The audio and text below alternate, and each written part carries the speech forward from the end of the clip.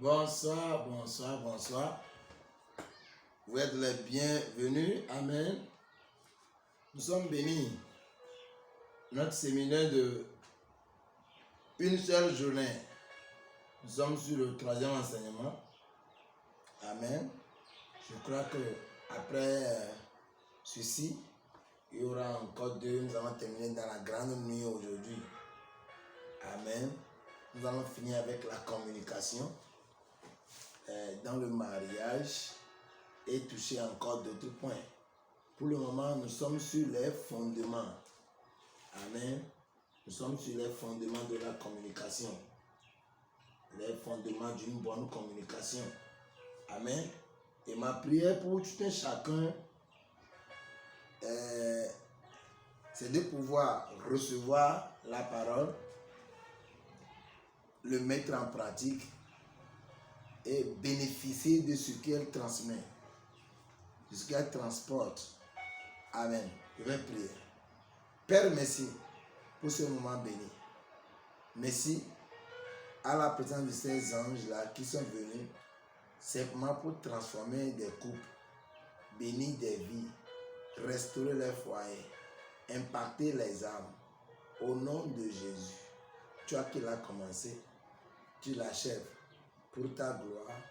Au nom de Jésus, nous allons prier. Amen. Ok. C'est très important d'apprendre.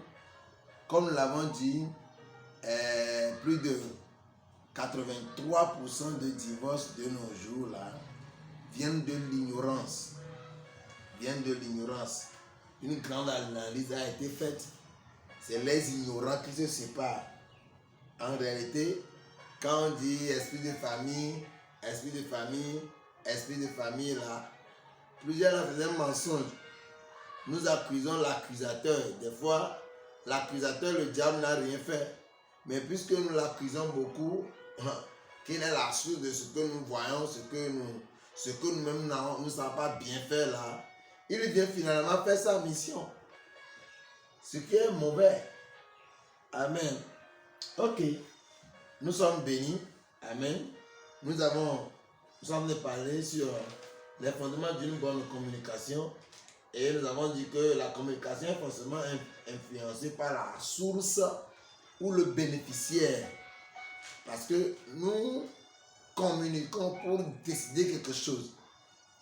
Maintenant, ce que nous allons décider au finish va profiter à qui? D'accord? Ce que nous sommes en train de discuter là, ce que nous sommes en train de partager comme information là, quelle est sa source? Nous avons dit que elle peut venir des amis. Nous avons dit que ça, c'est pas bon. Amen.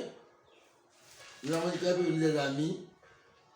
Ce n'est pas trop bon. Quel champ d'amis aussi? Parce qu'il y a des amis non mariés, divorcés, les amis monogames, les amis polygames, les amis célibataires, des amis païens, des amis chrétiens, des amis, n'importe quel ami. Le plus important, c'est que les choses avec lesquelles nous devons discuter, ou bien nos points de communication forts. Il y a des communications. Quand ma femme revient du boulot, elle me dit, ah chérie, comment ça va? Comment tu as passé la journée? Ah chérie, aujourd'hui là, les audiences que j'ai eues aujourd'hui sont vraiment terribles. Hein? Tu sais, il y a ceci, il y a ceci, ça. C'est la communication, mais je suis en train de parler de la communication. Des choses importantes qui pèsent sur quelqu'un et qui demandent forcément qu'on cherche un bon endroit, un bon moment et une bonne position pour le dire. Ce que moi, je n'appelle pas la communication maintenant. Amen. Sans oublier que, de toute manière, tout ce qui se fait appeler communication. Amen. Ok. Nous avons dit qu'elle peut venir elle peut avoir beaucoup de sources, mais l'important, amen, c'est qu'elle soit basée sur la parole de Dieu. Parce que la source de toute parole a aussi une puissance. Si l'information vient des réseaux sociaux, le démon derrière les réseaux sociaux, C'est lui qui va soutenir l'information. Amen. Si l'information est ce que tu as appris dans les feuilletons, dans les séries télévisées, dans les cinémas, dans les débats sur WhatsApp et sur Facebook, si tu m'appelles maintenant pour communiquer, et c'est ce que toi tu as appris sur Facebook que tu veux imposer dans la maison. Oh chérie, j'aimerais désormais qu'on pratique la sodomie. Parce que j'ai lu sur Facebook aujourd'hui, les pasteurs sont venus sur le Facebook et on dit que la sodomie est bonne. Ah bon? Oh, j'ai suivi un débat là, il y a les grands docteurs de l'Italie et de l'Israël, la Terre Sainte, qui sont venus parler sur le mariage et on dit que le divorce n'est pas un problème, hein, que la sodomie peut être pratiquée. Du courage. La source de l'information a une puissance derrière l'information qui le pousse à s'accomplir. C'est pourquoi les bonnes sources de communication doivent être basées sur la parole de Dieu. La parole de Dieu. Même si tu reçois quelque chose de... Quelle que soit la source que tu as reçue, viens d'abord chercher la face de Dieu avec ton information avant d'aller voir ton mari ou avant de parler avec ta femme. Quelqu'un nous a montré que nous allons aller faire in vitro. Tu vas enlever ton vêtement, on va le mettre en moins ou bien carrément, nous allons vendre 2 de nos héritages. Nous allons chercher une femme dans un village très très très loin que tu vas aller enceinter et quand il va aller mettre au monde là, on va aller prendre l'enfant pour venir. C'est aussi un moyen aujourd'hui pour avoir un bébé. Et pendant que la femme là est enceinte, moi je vais me cacher quelque part. Et si tu vas arracher l'enfant là pour amener là, les gens diront que j'ai un enfant. Mon ami, il y a des choses dans la maison des stériles. Il y a beaucoup de choses dans la maison de ceux qui n'ont pas encore d'enfants. C'est pourquoi je vous demande de vous approcher de Dieu. Approchez-vous de Dieu. Approchez-vous de Dieu. Quand tu viens là, on va te dire là où tu as mal agi.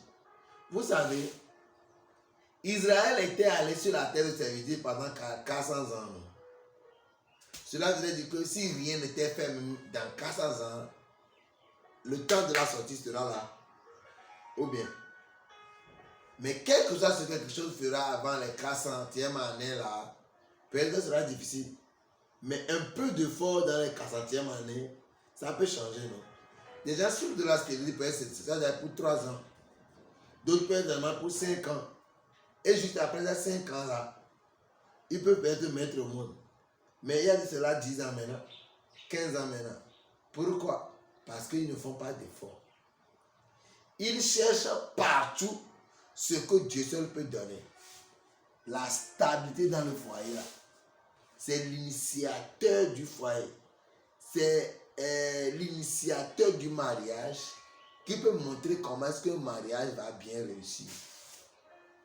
Donne-moi un bon amen. Nous allons parler des sources. Est-ce que la source vient des parents?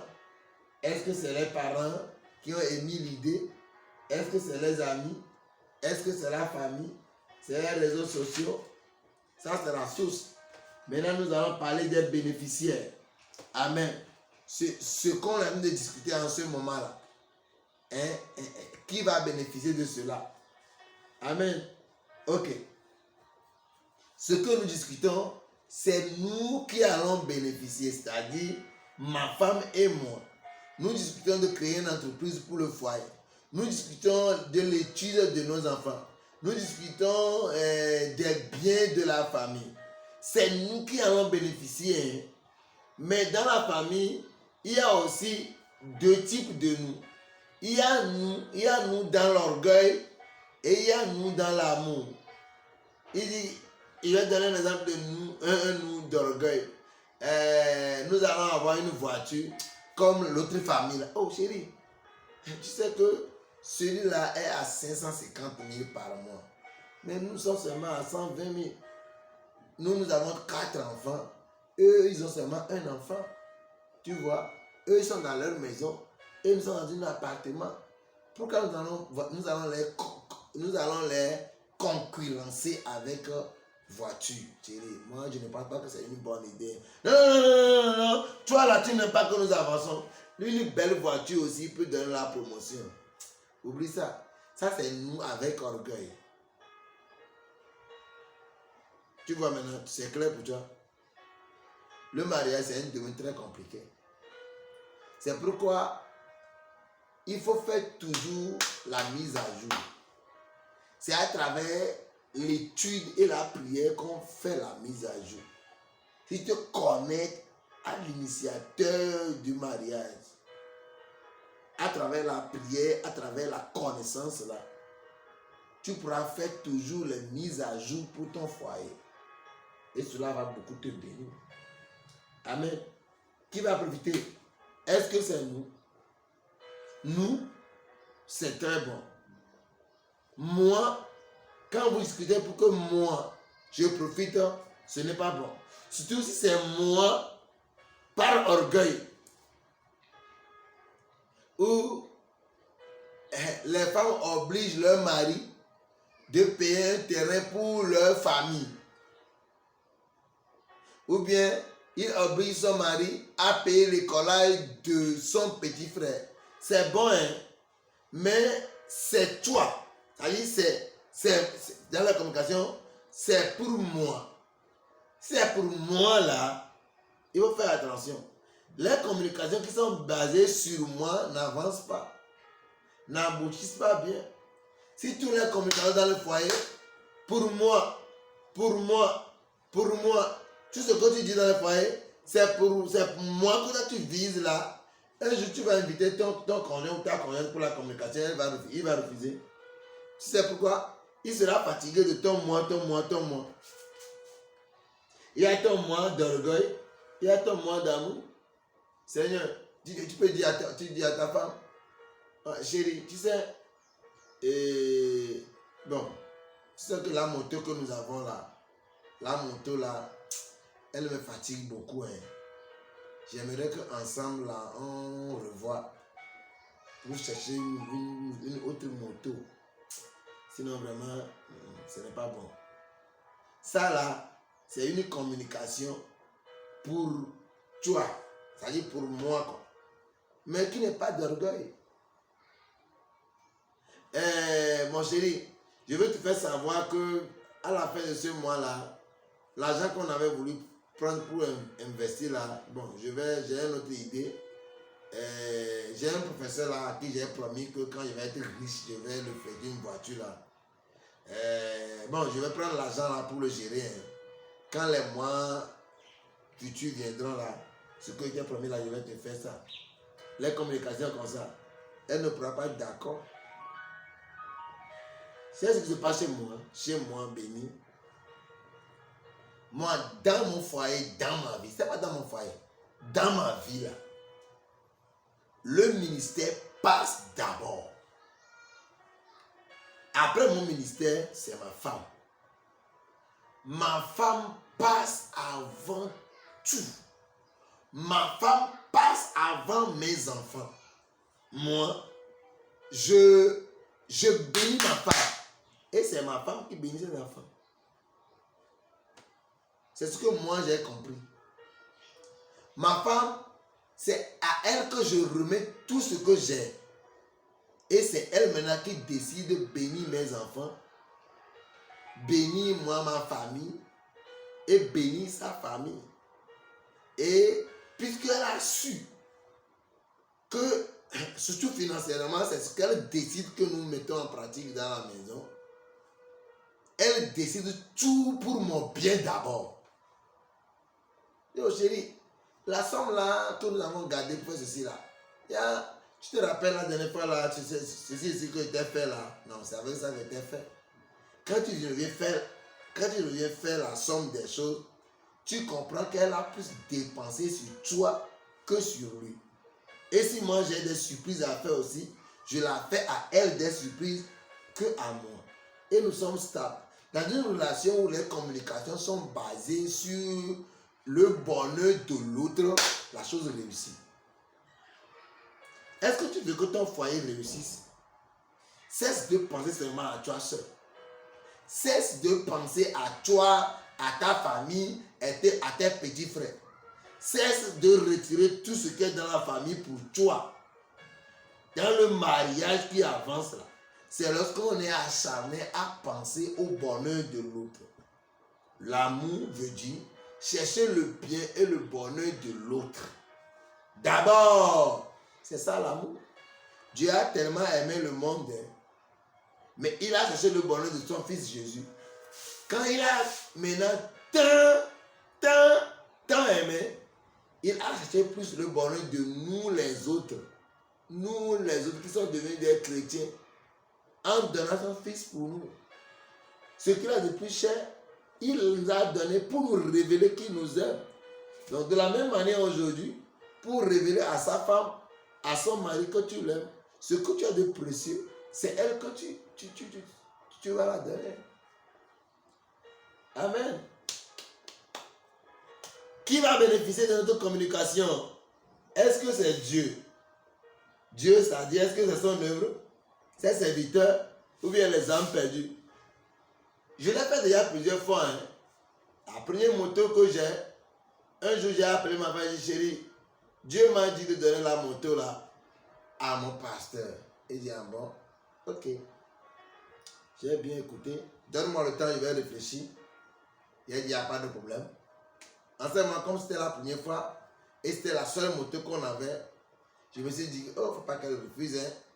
Parce que si elle refuse, Dieu ne va pas pouvoir prendre ça. N'oubliez pas. Si ma femme refuse qu'on donne la moto, si je n'ai pas arrivé à la convaincre, Dieu ne va pas pouvoir recevoir cela dans ma main. Parce qu'en réalité, j'ai donné ça incomplet. Puisque moi et ma femme, nous sommes devenus un. Cela veut dire que j'ai fait un don à 50%. Si ma femme n'est pas d'accord, Dieu ne va pas accepter le don. Donc je priais que ma femme soit d'accord. Et le lendemain, elle m'a dit que chérie, tu te rappelles, hier tu m'as dit que Dieu t'a parlé, non? Quand est-ce que tu vas aller remettre la moto là? Je suis fatigué même de la moto à cette maison. Moi je veux que Dieu me donne plus. La moto là même est vieux. Arrange-la et va la remettre. Va faire ce que Dieu te dit de faire. Et quand nous avons fait ça, Dieu nous a bénis. Une autre fois encore, je suis venu vers lui avec une autre moto encore. J'ai dit, chérie, Dieu m'a dit de vendre encore la moto là, ou bien de donner la moto là à un évangéliste. Quel évangéliste? L'évangéliste, je ne l'ai jamais vu. Et il dit, est-ce que tu peux connaître? Je dis que si je cherche, je vais le trouver. Et il dit que, mon mari, je ne l'ai pas déjà fait 2 semaines. Moi, mais quand j'avais déjà dit que Dieu m'a dit de donner la moto, quand je ne vois pas, je n'avais pas une autre source d'argent pour payer en même temps une nouvelle moto, bien une voiture, j'étais nonchalant à remettre la moto. Et dans une semaine, j'ai 10 jours comme ça, elle m'appelle, me dit que chérie, aujourd'hui là, la moto là ne va plus dormir dans cette maison. Tu vois? Et quand elle a dit ça, j'ai cherché l'argent rapidement, j'ai arrangé la moto. Ici, j'allais remettre. Et après 5 jours juste, Dieu a fait un autre miracle. Et nous avons eu un autre moyen de déplacement. Si la communication est basée est pour l'intérêt de Dieu, pour son travail, pour ses serviteurs, ou bien pour les âmes perdues, c'est super. Amen. Si la communication est basée sur l'intérêt des autres, les amis proches, les connaissances ou les membres de la famille, si notre communication, c'est de voir comment soutenir mes parents, c'est bon. Voir comment soutenir tes parents, c'est bon. Comment intervenir financièrement dans ma famille, dans ta famille, c'est bon. Comment ensemble soutenir quelqu'un. Mais faites tout et tout pour que vous deux, vous soyez d'accord. Surtout, si la chose doit être faite pour que Dieu vous bénisse là, si eux n'est pas d'accord, le mieux c'est de ne pas le faire. Sinon, si vous le faites là, au lieu que ça soit une source de bénédiction pour vous, elle va être une source de malédiction. C'est pourquoi tu dois bien communiquer, tu dois bien expliquer. Chercher un bon temps, un bon endroit, une bonne position pour le communiquer cela. S'il faut prier même avant de dire ça à ta femme, Dieu m'a demandé ceci, chérie, je veux que tu donnes ton accord. Et elle a, mais écoutez, qu'est-ce que Paul nous a enseigné? Paul nous a enseigné que même si nous voulons jeûner et que nous voulons nous s'abstenir, si l'autre n'est pas d'accord, de ne pas le faire. Cela veut dire que si ma femme n'est pas d'accord, ma femme dit que chérie, moi j'ai besoin de ça ces 3 derniers jours. Hein. Tu veux jeûner, tu veux me priver de ton sein pendant 3 jours, c'est trop. Hein. Bon, rends-moi à l'aise aujourd'hui et demain et tu ne commences pas à jeûner à partir de dimanche. Mon frère, si tu rentres dans le jeûne et ta femme souffre, c'est-à-dire ta femme a besoin de toi au lit là, tu rentres dans le jeûne, le Dieu qui va t'exaucer, c'est ce Dieu-là qui a dit de ne pas la faire souffrir. Écoutez, c'est dans le mariage que Dieu se révèle comme ça. C'est pourquoi il ne faut pas se marier avec n'importe qui. Est-ce que vous savez que dans une bonne relation de mariage, tu sais que si ma femme demande quelque chose à Dieu, Dieu a besoin de mon accord avant de lui donner. C'est la chose qui se cache derrière le mariage que beaucoup de personnes ne savent pas. Si ma femme demande quelque chose à Dieu, Dieu va demander mon avis. Et des fois même, Dieu va me remettre la chose à moi pour que je le donne. Parce que Dieu ne va pas vouloir que ma femme l'aime plus que lui. Laisse-moi vous t'étonner. Ce que je vais dire là, je ne sais plus que cela ne te scandalise pas. Dans l'hierarchie du foyer, Dieu communique avec moi l'homme. Je communique avec ma femme et ma femme transmet aux enfants. Dieu communique avec moi. Je communique avec ma famille. Dieu ne veut pas me laisser et aller communiquer directement avec ma femme. Il est un Dieu d'hiérarchie et il ne peut pas le faire. Il respecte trop l'hiérarchie. Il ne le fait pas. Alors, vous les femmes qui avez des projets que vous avez cachés à vos maris légaux, parce que et vous allez faire ça en cachette, Dieu ne sera pas d'accord. C'est la triste réalité. Quand j'ai envie de parler, j'ai écouté en esprit quelqu'un dire que mes pasteurs, si la femme est quelqu'un qui disciple les biens, si la femme est quelqu'un qui n'aime pas garder les bonnes choses, c'est ta croix. Je le répète à haute voix, c'est ta croix. C'est toi qui l'as choisi. Il n'y aura pas d'argument donné le jour là que nous avons manqué de connaissances. C'est pourquoi nous devons notre cadre gérer à part. Non. La Bible dit que même si c'est mon peuple, s'il manque de connaissances, il va périr. Je ne pourrai rien faire sans connaissance. C'est ta croix. Mais comme conseil, ceux qui sont venus vers nous avec ces problèmes, pasteur, ma femme ne garde pas les secrets, ma femme fait ceci, ma femme fait ceci, et avec qui on a bien causé là, qu'est-ce que j'ai remarqué après? J'ai remarqué qu'avec le temps, ces femmes, quand ils ont commencé par écouter la parole de Dieu, ils ont changé, elles ont changé. Donc amène-la plutôt à l'école de mariage. Fais-la asseoir sous nos enseignements. Nous sommes disponibles. Aujourd'hui, avant c'était moi ma femme qui était disponible. Mais maintenant, nous sommes disponibles pour... Il y a d'autres couples qui nous avons bénis aussi, qui ont suivi l'école de mariage avec nous, jusqu'à un niveau donné, qui sont déjà dans le mariage très stable, que nous avons bénis, qui travaillent en partenariat, en collaboration avec nous. Aujourd'hui, nous pouvons visiter les gens à la maison, nous pouvons intervenir. Même si c'est 1000 couples différents, nous pouvons créer une cellule de couple à tout le monde. C'est un travail qui vraiment prend le temps. Mais c'est comme c'est Dieu qui nous a appelés, sa grâce est à nous de nous aider. Amène ta femme à l'école. Inscris-toi sur nos pages YouTube. Quand tu écoutes l'enseignement là, abonne-toi. Quand tu vas sur notre page Facebook, il faut aimer la page. Comme ça, lorsque nous allons partager les choses là, cela va venir directement chez toi. C'est ça. Je te dis que plusieurs se sont séparés parce qu'ils manquent de la connaissance. Je peux me rappeler d'une femme là. Je peux me rappeler d'une femme qui m'a dit, il dit, pasteur, moi, je me suis déjà marié 10 ans, je me suis divorcé. Je me suis marié avec un autre homme pendant 7 ans, je me suis divorcé. Je suis sur le point de me marier avec un autre homme. Maintenant, pasteur, dis-moi, qu'est-ce que j'ai maintenant besoin? Qu'est-ce que moi, je ne connais pas et que je peux venir apprendre maintenant chez toi? Pasteur, dis-moi.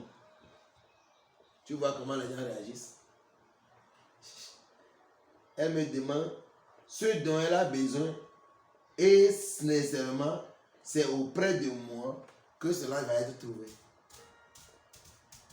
Et ce qui me tombe actuellement, c'est qu'elle est dans une autre relation déjà avec beaucoup de problèmes. Est-ce que vous savez que ceux qui échouent à l'examen, surtout le bac, leur probabilité d'échouer encore est plus grande? Quand j'étais en terminale, il y a des gaillards que nous appelons les grands gaillards de derrière. Eux, ils sont là-bas quand nous étions encore en troisième. Ils sont là-bas quand nous sommes venus en seconde. Toujours là-bas, nous sommes venus en première. Ils sont là-bas, nous avons fait la même classe avec eux. Quand on fait des exercices de tableau, il y a que, ok, c'est l'examen de 1984. Non, il a traité ça. Bon, ça c'est SVT de l'école là. Qui est au Carano. Oh, il a traité ça. Bon, dis-moi, ça là c'est la mathématique de l'école qui est du concours qu'on a fait pour les ingénieurs. Ah, c'est que non, oh, on a regardé ça. Ils ont tout traité. Mais pourquoi ils ont tout traité et ils échouent encore au bac? Parce qu'il y a des domaines où on ne se révèle pas connaisseur. On suit pour toujours apprendre. Les femmes qui se révèlent connaisseurs parce qu'ils ont beaucoup d'expérience. Les hommes qui se révèlent connaisseurs parce qu'ils ont beaucoup d'expérience là. Ce n'est pas... déjà, si tu vois que tu connais, tu es déjà éligible pour échouer dans le mariage. C'est celui qui sait qu'il ne connaît pas qui réussit. Nous avons des foyers. Et après ces foyers, nous ont dit que non. L'homme a dit que non. Vous là, c'est les femmes qui ont besoin d'apprendre. Le couple là, c'est pour les femmes. Le foyer là, c'est pour les femmes. C'est les femmes qui ont besoin d'apprendre. Nous les hommes là, c'est quelqu'un qui ne pourra jamais avoir la paix. Donne-moi un bon nom. Rapidement, nous allons passer aux autres fondements. Les choses que tu dois savoir avant de rentrer dans la communication. Amen. Pas de décision personnelle avant la communication, surtout si vous êtes dans le mariage. Tu n'es pas dit à ton... Tu n'es pas dit à ta femme, bon, madame, chérie, j'ai décidé que les enfants fréquentent l'école là. Non. Et là, maman te dit, mais pourquoi tu m'avais pas dit que non, c'est moi qui suis l'homme ici. Ah bon? C'est ce que vous faites. Hein. Et quand au beau milieu de ce que vous dites que vous êtes homme pour faire, vous n'avez pas faire, vos femmes vous abandonnent. Tous les hommes qui frappent la partie disent que c'est moi qui suis l'homme ici. Laisse les enfants aller à l'école, on les paie 200 000. Parce qu'il a gagné le lonato 500 000. Il a mis les enfants dans un école de 200 000, 300 000, 400 000. Parce qu'il a pu payer une nouvelle moto. Donc il doit mettre les enfants dans. Et la femme dit que, mais chérie, tu sais que les enfants là, quand on va payer les premières tranches là, deuxième tranche là, c'est dans un mois. Est-ce qu'on pourra payer ça? Je dis, non, c'est mes enfants. Ne mets pas la bouche dans la vie de mes. Qui te dit que c'est tes enfants? Cessez de parler comme ça à vos femmes là. J'ai remarqué seulement chez les hommes. Moi, c'est que les gens viennent chez moi à l'audience et l'homme est assis comme ça. Il dit, pasteur, la femme ne doit rien dire dans la vie de mes enfants. C'est toi qui es tombé enceinte. Va te coucher avec les arbres. Va acheter un chien pour se coucher avec lui. Pour voir s'il va te mettre au monde ton enfant, ce que tu as fait. Écoutez, les enfants, c'est vos enfants. Les enfants dans une relation de mariage là. C'est vos enfants, ce n'est pas mes enfants. Mon argent, ma voiture, ma moto, ma maison. Déjà dans le fiançailles là, tu vois un homme qui veut dire mon projet, mon argent, ma vision. Non. Déjà dans le fiançailles, on oublie mon, on place à la place de mon, notre. Notre maison, notre voiture, notre compte, nos enfants, nos biens. Tu ne pourras pas savoir combien de fois cela est venu blesser ton second. Et surtout les hommes, ça profite, qui aillent se marier, qui vont se marier, c'est-à-dire qui d'habitude se marient avec les femmes plus riches que eux, que la femme est dans le foyer dit que mais là c'est ma maison. La dernière fois que cette personne venue chez moi là, la femme a fait sortir les bagages de l'homme. Oui. C'est pourquoi si on vient chez moi, dit que ma femme a construit une maison, il dit, ma fiancée a une maison. Quand je vais l'épouser, on va aller rester là-bas. Moi, d'habitude, je dis non. Surtout quand je vois dans la femme qui a une grande orgueil là, je n'accepte pas que vous vous mariez et vous allez rester dans la maison que la femme a construite avant de te voir. On va tout te conditionner. Ton sexe va se mettre en érection. On va te dire que la maison là ne t'appartient pas. La cuisine ne t'appartient pas. L'île sur laquelle tu es ne t'appartient pas. Tout ce que tu connais là, c'est de faire sortir le sexe pour baiser. On va te dire ça. Tu vas avoir le choc que tu vas avoir dans la tête. Mais bizarrement, les saprophytes là se préparent psychologiquement et ne sont jamais touchés. Amen. On ne prend pas de décision avant. On ne prend pas de décision ferme avant de rentrer dans la communication. Dans la communication, on s'échange des idées. On s'échange de l'information. On n'informe pas. Une bonne communication, ce n'est pas une communication où tu informes. Bon, madame, je veux t'informer que demain je voyage. Non. Je veux t'informer que finalement j'ai décidé de laisser la voiture. Ou bien j'ai décidé d'abandonner la maison là. Bon, j'ai décidé qu'on quitte ici. Non. Nous avons décidé. On ne prend pas les décisions avant de rentrer dans la relation. Dans la relation. C'est-à-dire de mariage. On ne peut pas des décisions avant de commencer la communication. C'est point numéro 4. Point numéro 5. Dans toute relation, que ce soit amitié, fiançailles ou mariage, pour rentrer dans la communication, parler des choses spéciales, il faut être prêt pour les compromis. Les compromis. Toi, tu vois la chose de cette manière. Moi, je le vois de cette manière. Ok, maintenant que nous sommes ensemble. Bon, toi, tu l'as toujours vu de cette manière. Moi, je l'ai toujours vu de cette manière. Maintenant, comment est-ce que tu aimerais qu'on le voit maintenant? Ça, c'est ce qu'on appelle les compromis. Et vous vous mettez d'accord. Vous le voyez d'une seule manière et vous le faites. Êtes prêt pour les compromis. J'ai remarqué dans certains couples-là, quand ils viennent chez toi, tu leur poses la question, tu dis, oh, pasteur, moi j'ai décidé de ne plus rien répondre. Tu dis pourquoi? Parce qu'on vient m'informer. On ne demande jamais mon avis. Si je dis là, on ne prend jamais pour moi. Pourquoi est-ce que je vais parler? C'est lui seul qui prend toute la décision. Si je dis que j'aurais aimé que ça fait comme ça, et il ne m'écoute pas. Il écoute ses parents et il vient imposer ça à la maison. Lui là, tu vas écouter, il va dire que ma maman m'a dit que mon papa m'a suggéré que donc j'ai décidé de faire. Donc la femme est avec toi inutilement. Tout ce que tu sais là, c'est de dire que couche-toi, je vais te baiser, lève-toi, couche-toi, lève-toi, fais ceci. Toi, on est là pour ton intérêt seulement. La femme est une aide dans le foyer, mais elle n'est pas une bonne aide. Elle n'est pas une servante. Écoutez-moi très bien, les hommes orgueilleux qui vous cachez derrière votre orgueil disant que la femme n'est pas humble. La femme humble au foyer, l'humilité de la femme là, c'est différent de convitisme. C'est différent de la servitude. Hein. C'est différent de l'esclavage. Hein. Où tu n'as rien à partager avec elle. Tout ce qu'elle peut faire, c'est de préparer à manger par la bouche et à manger par le bas. À manger par la bouche, à manger par le bas. Toi, tu es homme seulement si tu as faim sexuellement. Si tu as faim sexuellement, tu deviens homme. Si tu as faim, tu veux manger, tu deviens homme. S'il faut donner l'argent à la maison, s'il faut causer avec sa femme, si tu dois faire le plaisir à la maison, pour donner l'argent à ta femme là, tu n'es plus homme, tu deviens bébé. Quand ton pénis se met en érection, tu changes d'abord. Je vais me coucher avec toi. C'est ça. Tu es en train de tuer ta femme à petit coup sans le savoir.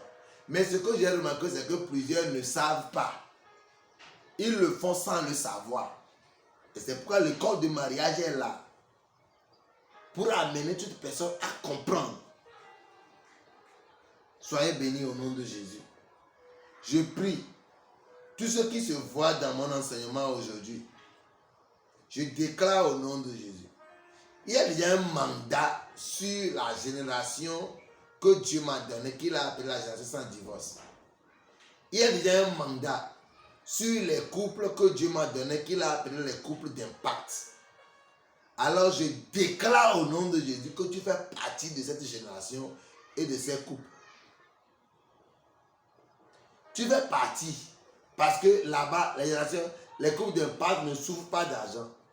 Ils ne souffrent pas de communication. Ils ne souffrent pas de biens. Ils ne manquent pas d'enfants. Ils ont tout. Ils ont tout. La dernière fois, je suis allé bénir mes enfants qui viennent de fêter 1 an de mariage. Je te dis que quand ils sont arrivés dans leur maison, là, l'harmonie, la joie, la paix que je lis dans leur physionomie, je me suis dit, c'est vrai. Cette promesse, ce mandat que Dieu m'a donné pendant plusieurs années a commencé par s'accomplir. 1 an de mariage. Pendant les 1 an, l'homme m'a dit, pasteur, nous voulons te remercier parce que c'est grâce à la grâce sur ton école là que nous venons de faire 1 an.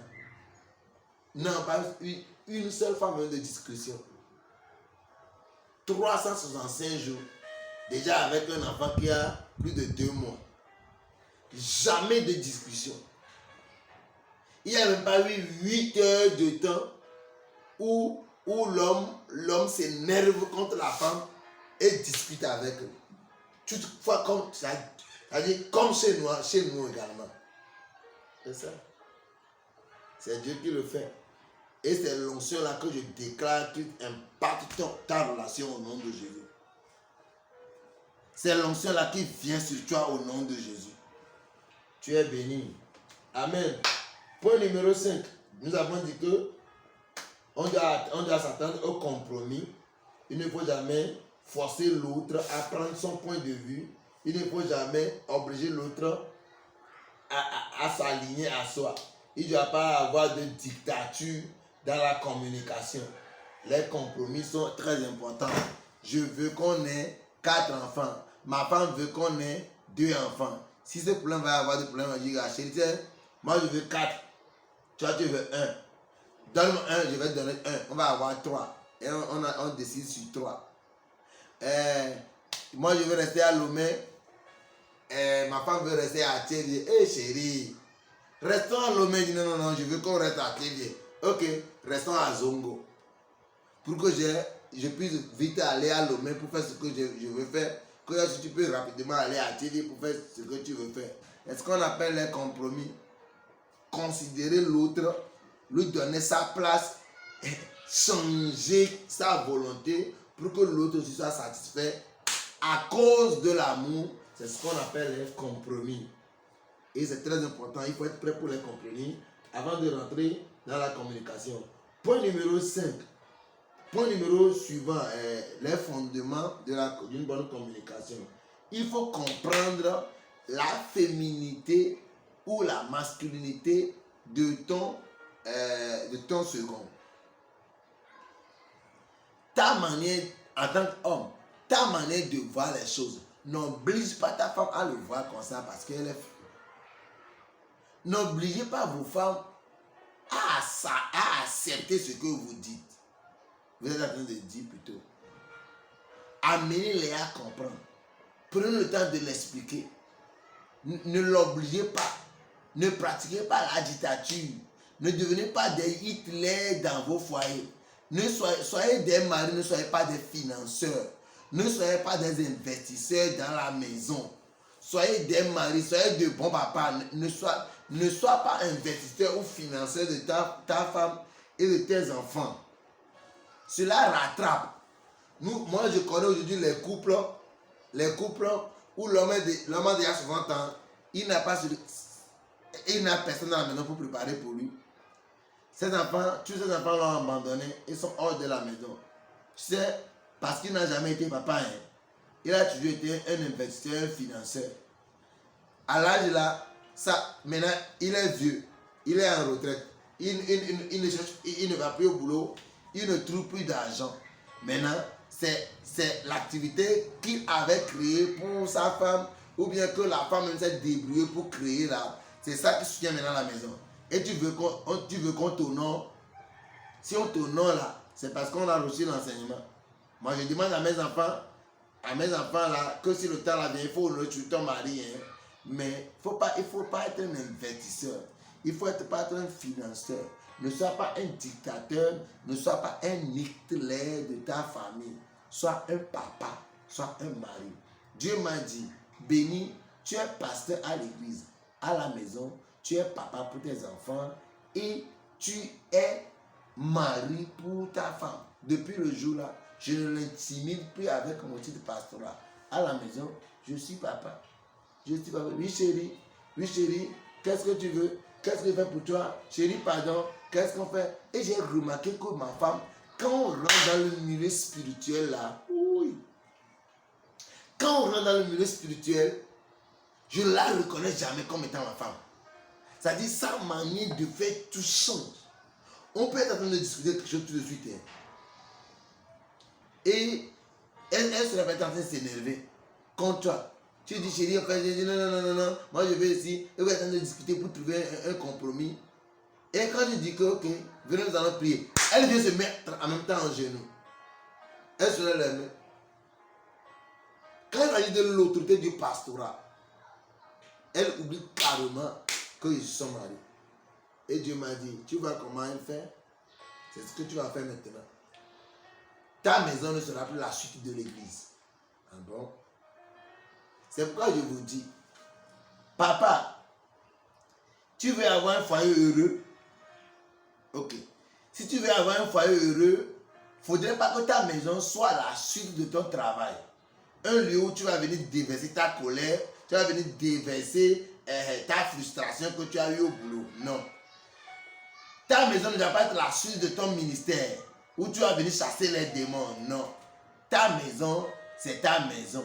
Les heures de maison sont différentes des heures de service. Tu ne dois pas faire de ta maison la suite de l'activité que tu fais. Toutes les personnes qui font de leur maison la suite de leur activité finissent par perdre la joie dans leur foyer. Tu es resté à la maison, au boulot, de 7h jusqu'à 18h, 19h, tu es revenu. Maintenant, à 20h, tu es avec le portable disant que tu veux continuer les choses sur les réseaux sociaux. Ça, c'est un.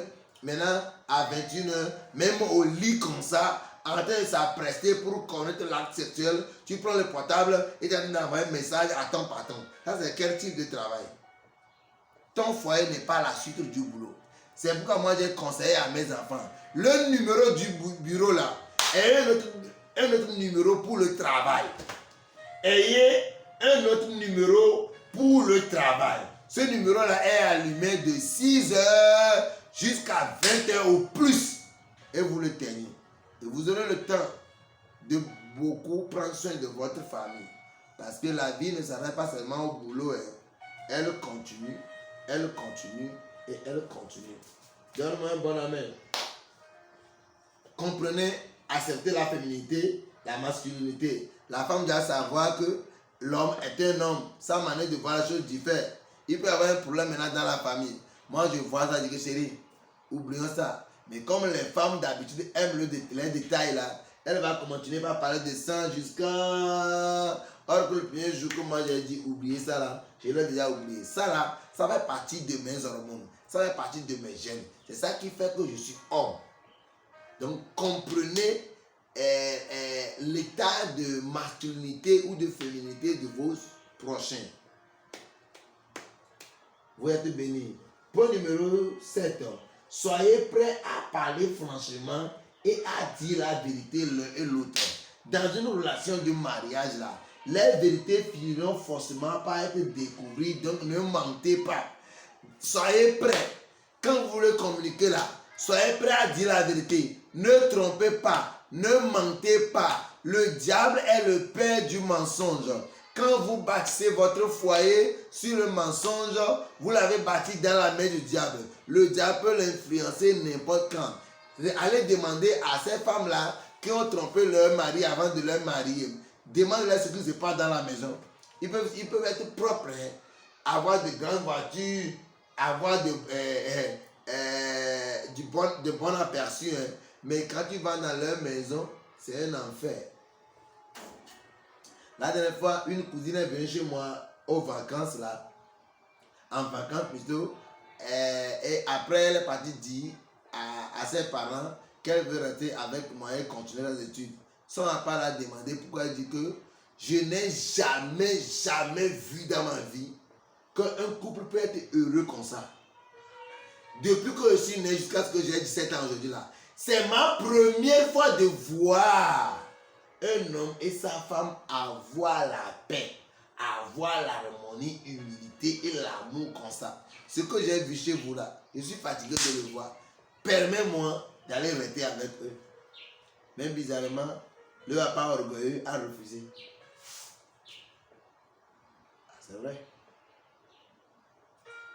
Point numéro 8. Amen. Quelle que soit la tension ou non, décidez de parler bien avec amour suivi de grâce. La Bible dit dans Ephésiens 4, le verset 29, Colossiens 4, le verset 6, que nos paroles doivent être précédées de grâce. D'autres là, quand ils rentrent en communication, ils changent de nom. Ma femme, on ne l'appelle pas Rose. Moi-même, c'est moi-même qui l'appelle Rose. Je l'appelle Rose de Béni. Elle m'appelle Béni de Rose. Maintenant, je l'appelle Chérie. Elle m'appelle Chérie. On a beaucoup de noms. Pas parce qu'elle m'énerve que je vais l'appeler par son nom de famille Gabi. Ou bien je l'appelle Léa. Ou je l'appelle Obibé. C'est-à-dire j'appelle son nom. Non. Vous qui appelez les noms de vos maris ou de vos femmes là, selon la situation de la maison, vous n'êtes pas sérieux. Tu l'appelles Ange, chérie, quand tout va bien. Quand tu veux te coucher avec lui, tu l'appelles comme ça. Maintenant, quand quelque chose ne va pas maintenant, tu l'appelles madame. Non.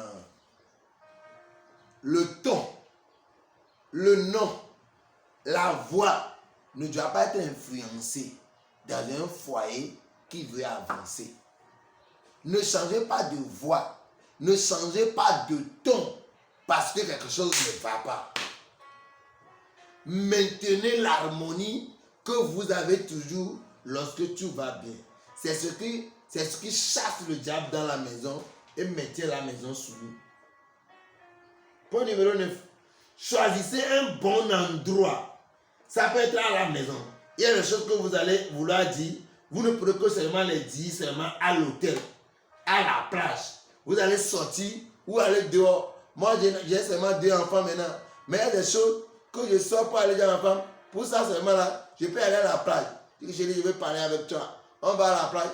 Pour seulement quelque chose que je veux dire, hein, je vais à la plage. Ou je l'amène dans un restaurant, je lui paie à manger. Elle mange correctement. Je lui paie la boisson qu'elle aime. Et après, je lui dis, chérie, tu sais, j'aurais aimé qu'on fasse ceci. Elle me dit,